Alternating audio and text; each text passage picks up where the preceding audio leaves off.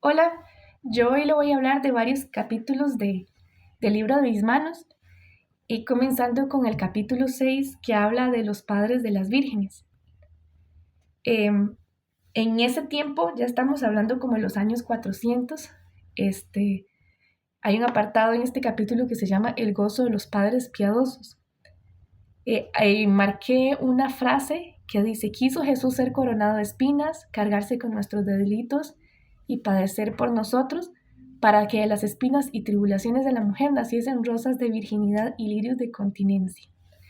En este caso, ya para estos años, en los hogares que eran verdaderamente cristianos, era muy deseado que hubiera una hija que tuviera el don de la virginidad. Se hablaba de que la Virgen es un don de Dios, un privilegio de los padres. Y era ya muy bien visto, ¿verdad? Se decía que era una víctima propiciatoria, que se ofrendaba al Creador, la Virgen se ofrendaba al Creador, también por las faltas de sus padres y para traerles bendiciones. Entonces no es de extrañar que ellas quisieran esto para su familia también y los papás que quisieran esto. Y se hablaba de una cuestión de honor también. Entonces habían frases como estas, que quién no honrará a la madre de tantas vírgenes. Entonces era una cuestión de honor ya para la familia también. Por esto mismo, habían ya entonces consagraciones condicionadas de niñas. Es decir, que muchas mamás y papás ofrecían a sus hijas a Cristo incluso desde que nacían, siempre y cuando ellas consintieran al crecer, pero dedicaban toda su educación, la educación de las niñas para tal fin. Y hay un ejemplo en el libro que era una madre que prometió, había tenido varias pérdidas, entonces dijo que prometió a Dios que si su hijo nacía vivo, lo consagraba a Dios. Y nació una niña que llamaron Paula y que hoy es Santa Paula. De la mamá, la dedicó a Dios como virgen consagrada y la educó toda su vida para esta vocación que después ella consintió. Como era, y pues era algo, como decimos ahora, tenía que ver mucho la educación. Entonces, la formación intelectual, afectiva y ascética de estas niñas era este, muy controlada, ¿verdad? Entonces, por ejemplo, San Jerónimo dio muchas cartas a madres para aconsejarlas de cómo criar a sus hijas. Era San Jerónimo de verdad un verdadero educador en este caso y y les decía a las mamás que ellas mismas como madres tenían que actuar como un ejemplo de verdadera santidad para que fuera ejemplo para estas almas inocentes que iban a ofrecer a Cristo su virginidad.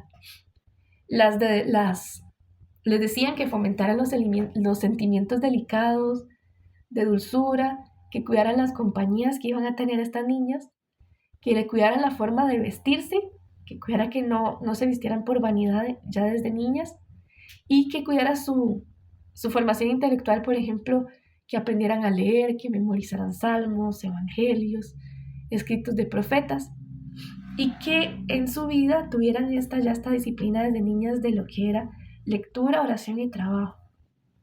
Que era la presencia de la liturgia de las horas desde ese entonces sin que estuviera precisamente como ya puesto como hoy en día, ¿verdad?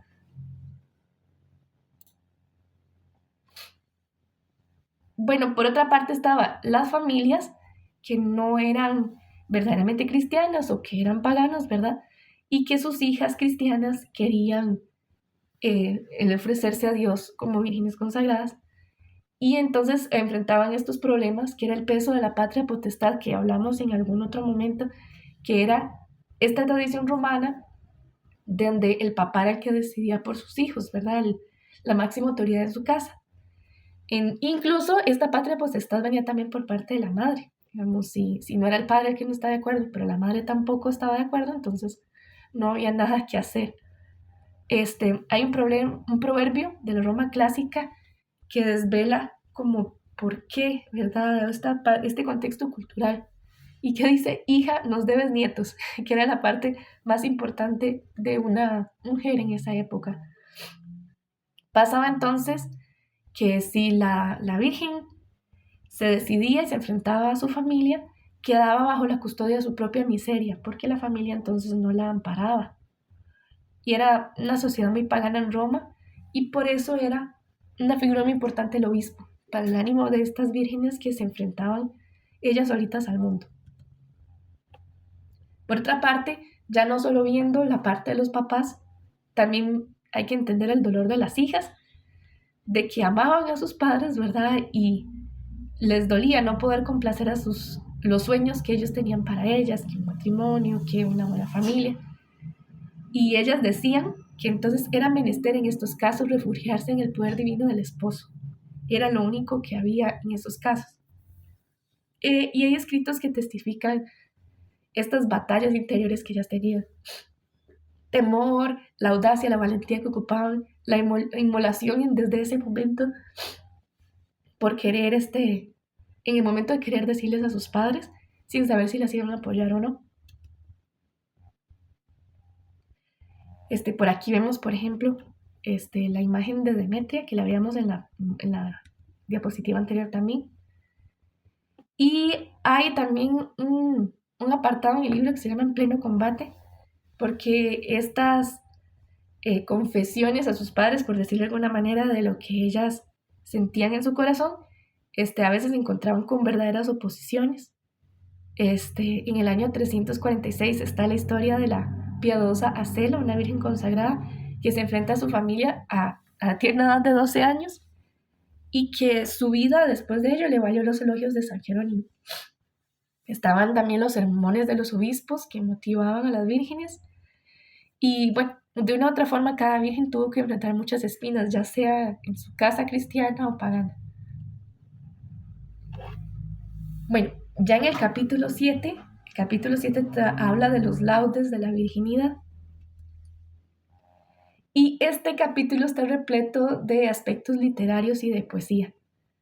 Entonces, es muy hermoso y vamos a encontrar un montón de frases muy bonitas de cómo hablaban los cristianos, poetas cristianos en la época, incluso los mismos padres de la iglesia. Entonces, por ejemplo, se hablaba que la semilla de la virginidad que había sido traída por Jesucristo, cultivada por los apóstoles y vivificada por el Espíritu Santo, se desarrolló en el siglo II con tanta belleza que llenó de admiración y amor a todos los cristianos. Y para presentar y explicarla, era imposible no hacerlo con poesía. Entonces se habla de la virginidad, se habla tanto de las vírgenes como de la virginidad. Por ejemplo, en este caso, esta frase que es de la virginidad como la flor de las costumbres. A las vírgenes les llamaba estrellas radiantes, blancos lirios, perlas, luceros vespertinos, que solo Cristo podía aspirar a sus encantos. Y así había un montón de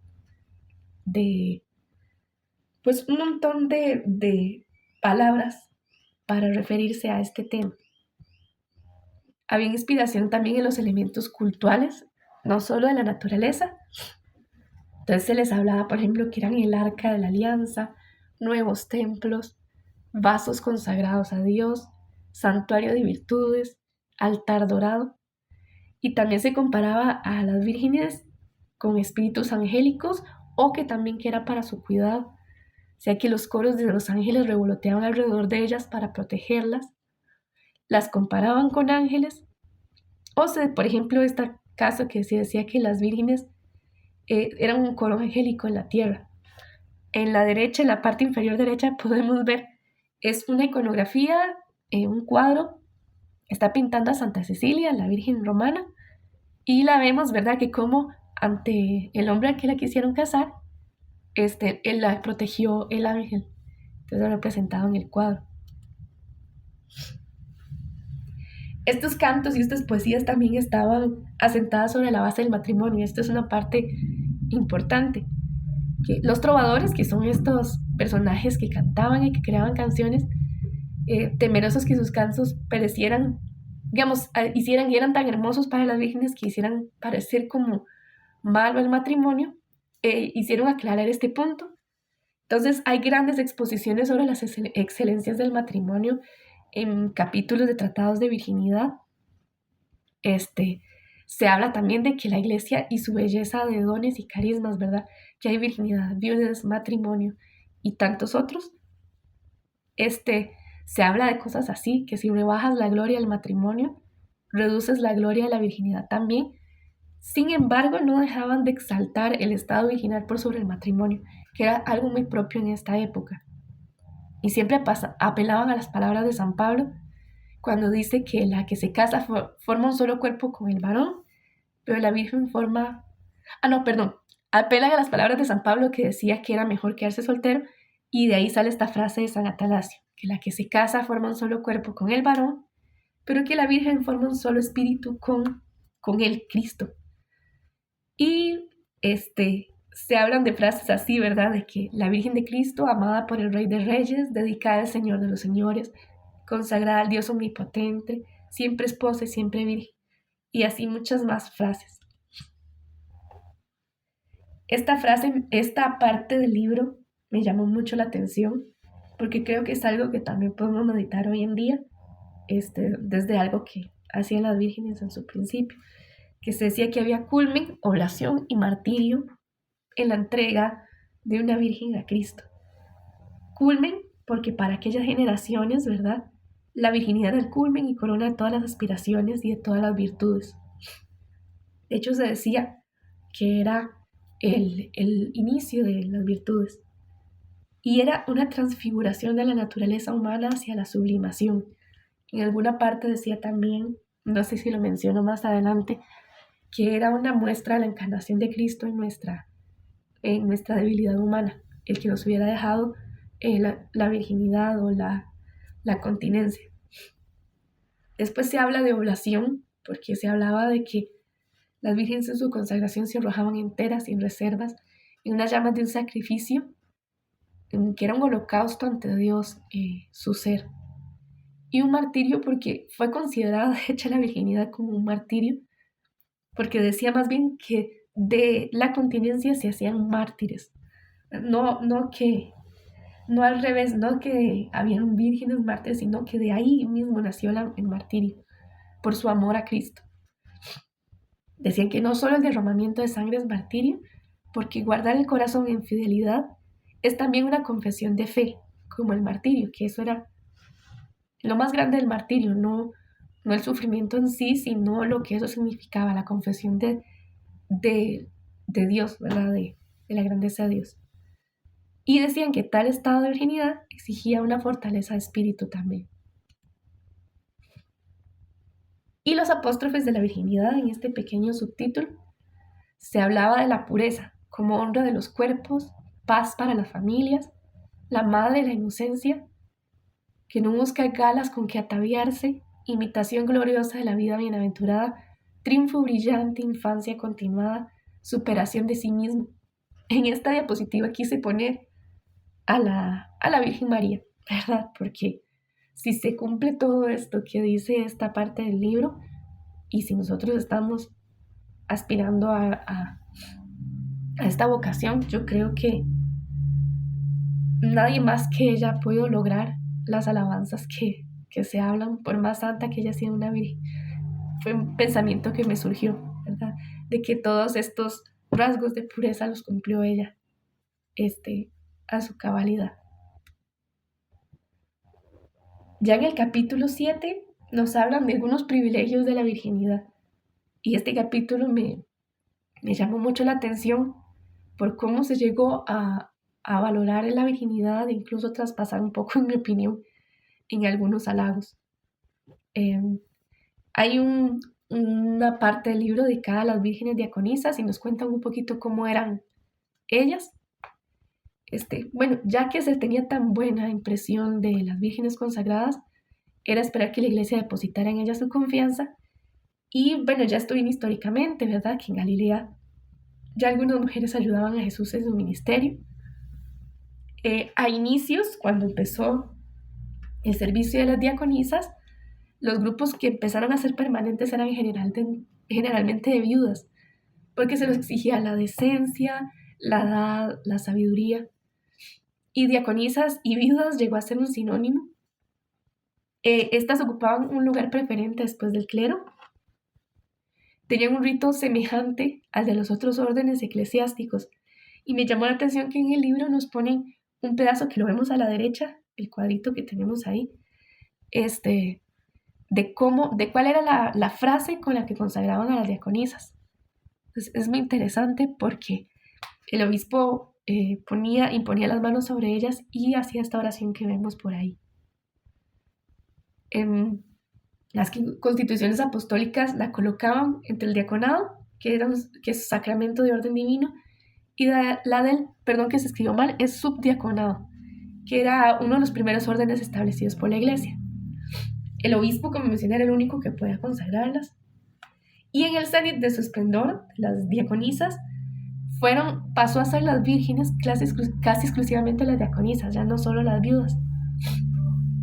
Estas diaconisas tenían un sabor más laico y especialmente como las vírgenes, eran delegadas, sus labores eran delegadas de beneficencia social, hacían caridad, limosnas, cuidado de enfermos, cuidaban a sus hermanos de vocación y a las viudas.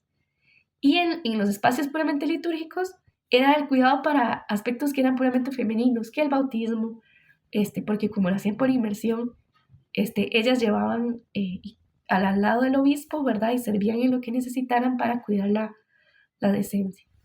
En el siglo IV es el punto culminante de estas instituciones, de las vírgenes consagradas y de las diaconisas, y empieza a declinar en los siglos VI y VII. Los últimos registros de diaconisas ya se encierran en los monasterios, donde las superioras eran las encargadas de ciertas actividades que eran propias de diaconisas y con ellas servían a sus hermanas. En la parte izquierda, arriba, podemos ver una iconografía de una diaconisa. En este caso creo que es Febe.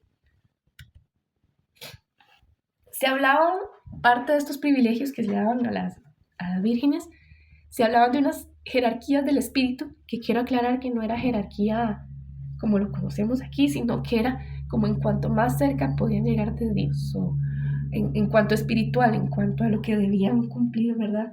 Si lograban su misión, ¿verdad? Estaban los apóstoles, pues profetas, mártires, pastores, las vírgenes, santos y justos. Esto quiere decir, ¿verdad?, que en la iglesia militante, esto era en la iglesia celeste, ¿verdad? En la iglesia militante, viudas y vírgenes eran como un nexo entre el clero y los laicos. ¿Verdad? Esto es como por decir que es una diferencia entre la iglesia militante y la celeste, ¿verdad?, en cuanto a esta jerarquía. Pero sí que se les alababa en este grupo. Ahora, en la comunidad cristiana también tenían muchos honores, las vírgenes. Había admiración en el culto, ¿verdad? La gente que iba a misa, por ejemplo, las veía con mucha reverencia. Las invitaban a hogares, a almorzar, que compartieran con ellos, y compartieran la mesa. Había agasajos y admiración en las calles. Y también por parte de las familiares, dignidades y emperadores, sus parientes veían como un ángel tutelar de la familia. En las cartas de los obispos se hablaba muy bien de ellas, y también en las familias imperiales, aún estuviera impregnada de paganismo, se tenía cierta admiración por estas figuras casi angélicas que describían y que en su forma de andar y demás llamaban la atención de una u otra forma. Y también tenía un privilegio en la solicitud de los pastores para con ellas. Los directores espirituales para ellos eran hijas predilectas, y los pastores eclesiásticos, obispos y demás, eran sus ángeles guardianes en la tierra, y las defendían contra viento y marea, defendiéndolas, cuidándolas, educándolas, dándoles consejos. Ahora hay una parte que me parece muy importante, después de que yo leí todo esto, y es que hay una parte del libro dedicada al peligro de la exaltación y el don de Dios. Algunos personajes empezaron a preocuparse de que esta alta estima que se tenía por ellas las ensoberbeciera, que las llenara de soberbia, y que el respeto hacia los continentes ya rayaban un culto, y preocupaba que más bien los derrumbaran las adulaciones de sus hermanos en la fe. Había un peligro también de que se creyeran más que el clero y los mártires decían, y en el año 117 el obispo de Antioquía dice: quien se sienta capaz de conservarse en continencia, permanezca humilde. Y yo creo que eso sirve para todo hoy en día también. La virginidad es una dignidad sublime, pero es una dádiva de las manos de Dios, entonces era algo que recordaban, ¿verdad? Sí. Si alguien tenía este don, si alguien sentía esta vocación, era un regalo de Dios. Y recordaban que la castidad angélica, bueno, como les mencionaba hace un rato, que la castidad angélica estaba en el barro de la humildad y que eso era un ejemplo de la encarnación de Cristo en nosotros.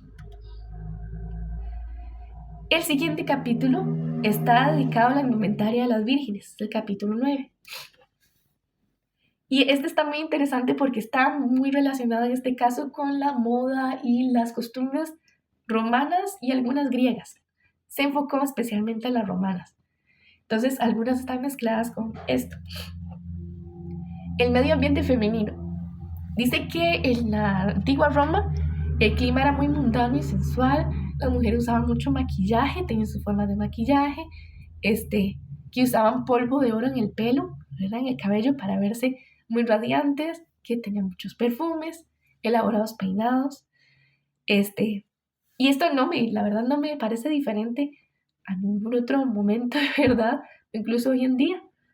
Y simplemente es para mencionarnos cómo se movía el ambiente en ese momento. La gente solía usar túnica, una pala, una diadema con joyas, brazaletes, camafeos. Y por ejemplo aquí puse como conclusiones de estas imágenes.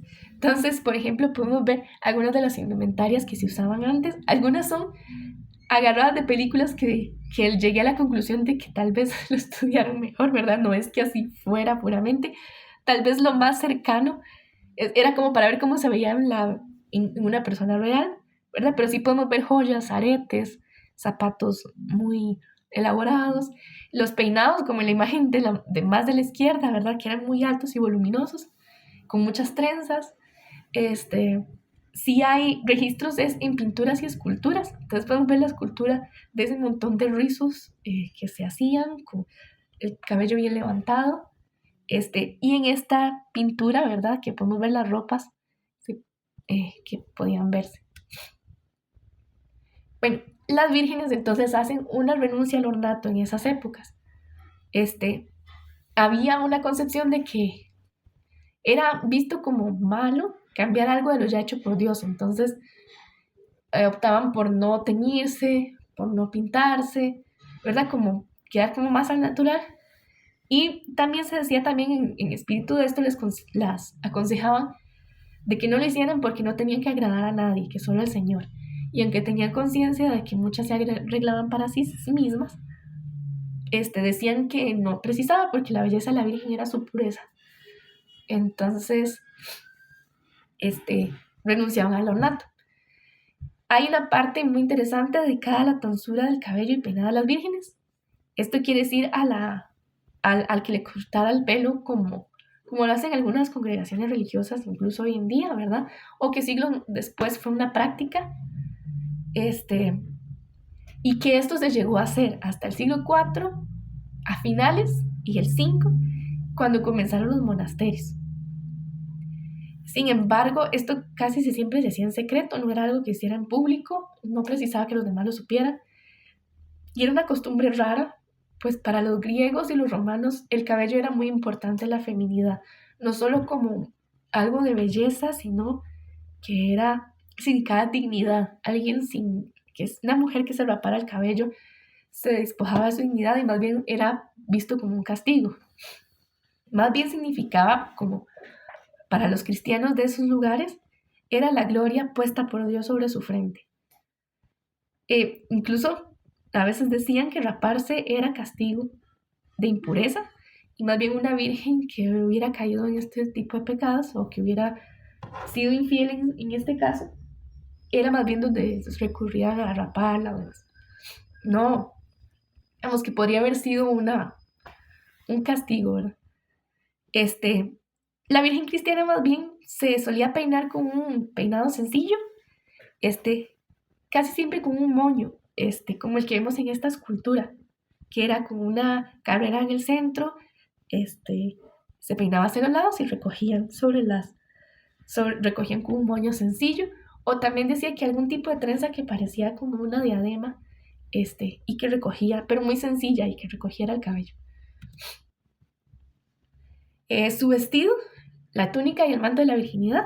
Bueno, hasta el siglo IV no hay en Occidente alusión a un traje propio que pueda llegar a parecer un hábito. Entonces el vestir era, bueno, como hemos visto en muchas lecturas, que era el vestir ordinario de las jóvenes griegas y romanas, pero llamaba mucho a la modestia. Mencionaron algunas prendas. La subúcula es la pieza que vimos en la parte izquierda, en la parte de abajo. Era como la ropa interior, era como una prenda larga. En este caso la imagen no tiene mangas porque no conseguí, pero sí que las vírgenes cristianas solían utilizar alguna con una manguita que llegara más abajo de las rodillas. Sin embargo, que no las fuera a incomodar. Usaban un ceñidor que era bueno, las jóvenes normales, por decirlo de alguna manera, usaban algunos ceñidores de oro, especialmente las de aristocracia o las de posiciones altas, pero las vírgenes usaban más bien como alguna prenda sencilla de lana para ceñirse. Usaron la túnica más sencilla, que era la dedicada a las mujeres solteras. En el siglo III pasó a ser una dalmática, que era como una túnica también, pero con mangas más largas y más anchas. Y fue hasta el partir del siglo IV que se empezó a usar como colores oscuros. Primero se usaban más bien colores más claros, y hasta les aconsejaban hacerlo para que fuera signo de su pureza y de su vocación. Cuando hay colores más oscuros, se fue acercando poco a poco al hábito. La que vemos a la derecha, la mencionó, es una pala romana, que era una tela rectangular muy larga que se ponían sobre ellas. Es como ese manto azul que vemos. El velo era un lienzo de lino pana, era rectangular, caía casi hasta la cintura. No era exclusivo de las vírgenes, sino de las damas romanas, de las casadas. Quería decir que estaban casadas, excepto en la sencillez, porque usaron velos más sencillos que los ornamentados que usaban los demás. No difería del que usaban las mujeres casadas, y lo usaban también para protección, porque entonces, si ellas andaban en la calle, una persona las iba a ver y no iban a verse vistas de, por decirle alguna parte, piropos, o que vinieran a cortejarlas, porque iban a saber que estaban bajo la protección del marido, ¿verdad? Pero en este caso que eran consagradas, ¿verdad? Entonces la indumentaria principal en esa época fue una túnica, un manto y un velo, que era lo normal que usaba la gente en esa época, solo que recurrieron a no ornamentarlo mucho y que fuera sencillo, de telas sencillas. Aquí vemos una imagen de una indumentaria, en este caso no del que solía usar normalmente una virgen, porque tal vez tiene más ornamento o tiene destapados los hombros, que ellas buscaban que fuera más larguito, pero así sería una vestimenta en Roma, y también hay una escultura. El capítulo 10 está dedicado a hablar del porte virginal, y comienza hablando de la modestia externa. Conforme empezaron a pasar los siglos, hubo más y más consejos de cómo debía verse una virgen consagrada. Y empezó a hacer muchas reglas también. No eran reglas, sino consejos, pero que sí era aconsejable que acataran. Entonces, se decía que nadie al ver una virgen dudaba que se trataba de una virgen, ¿verdad? Pero no solo no por su ropa, sino porque la manera en que la lleva, que con modestia, que con pudor, que con recogimiento.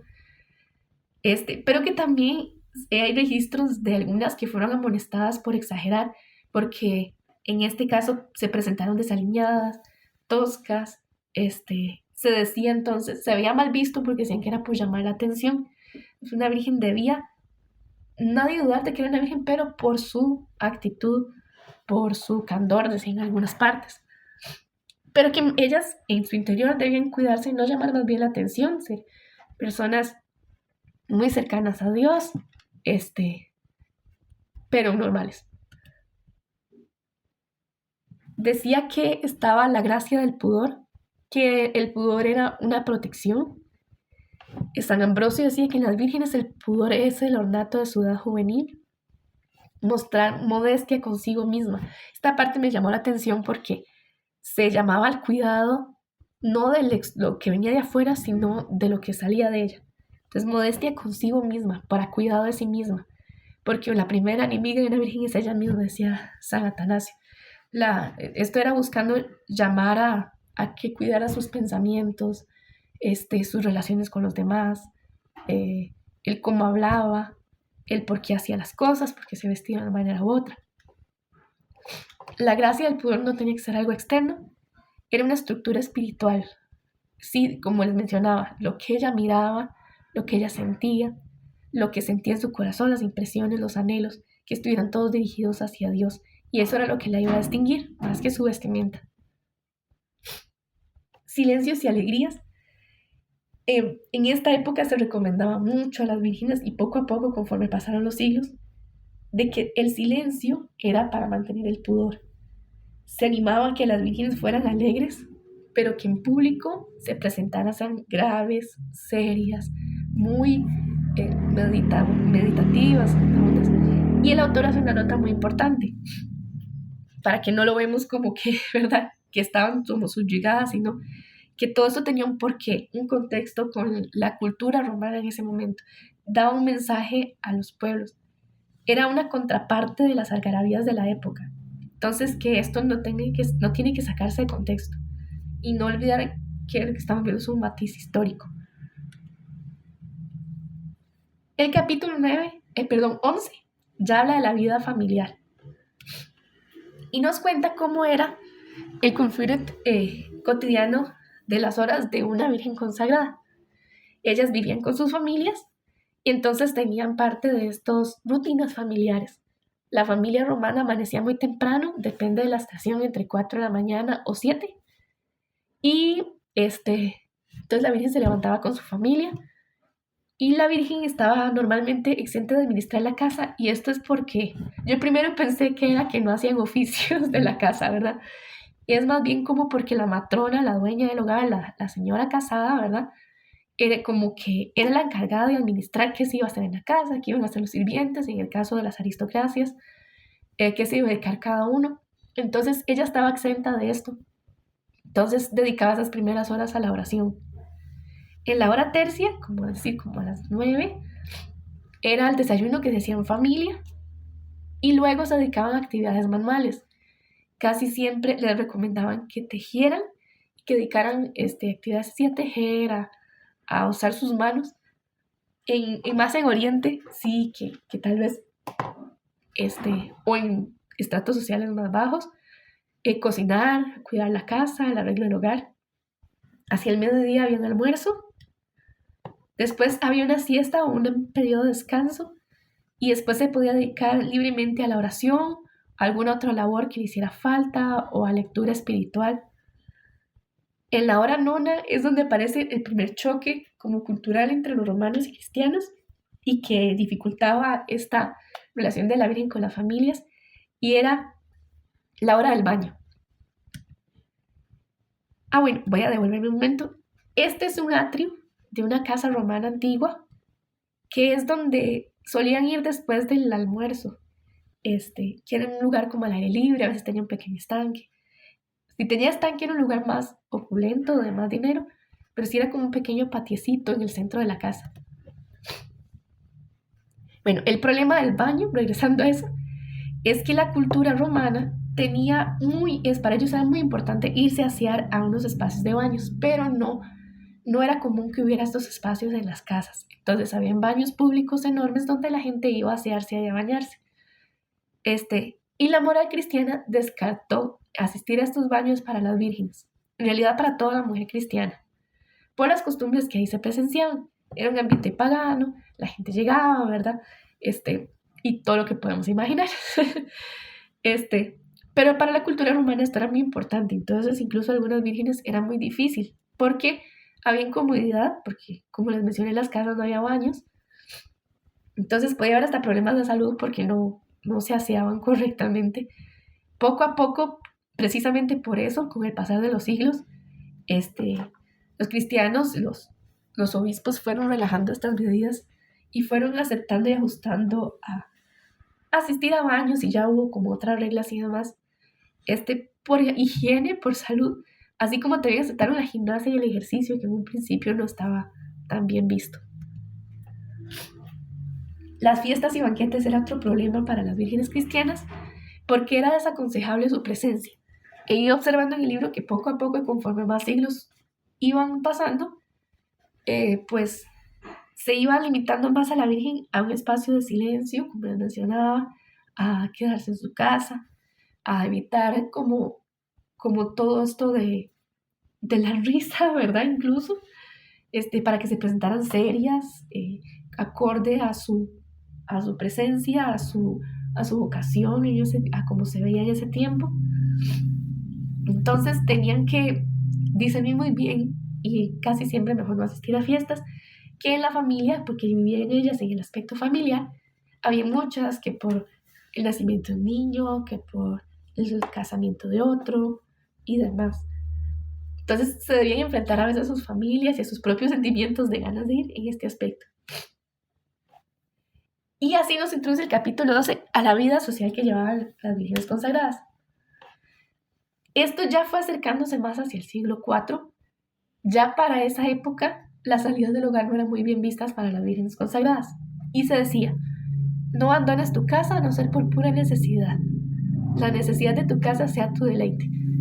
Y poco a poco, los consejos de los obispos y los anacoretas y sus directores espirituales les aconsejó huir incluso de grandes celebraciones litúrgicas, porque en ese tiempo se celebraba mucho a mártires, a santos, demás, y que mejor lo celebraran en su propia estancia, que fuera de la misa, celebrara todo en su casa, en silencio, donde decían: no vaya a ser que Dios pase para encontrarse contigo y te encuentre, para encontrarse contigo en la oración y te encuentre dispersa o en otras actividades.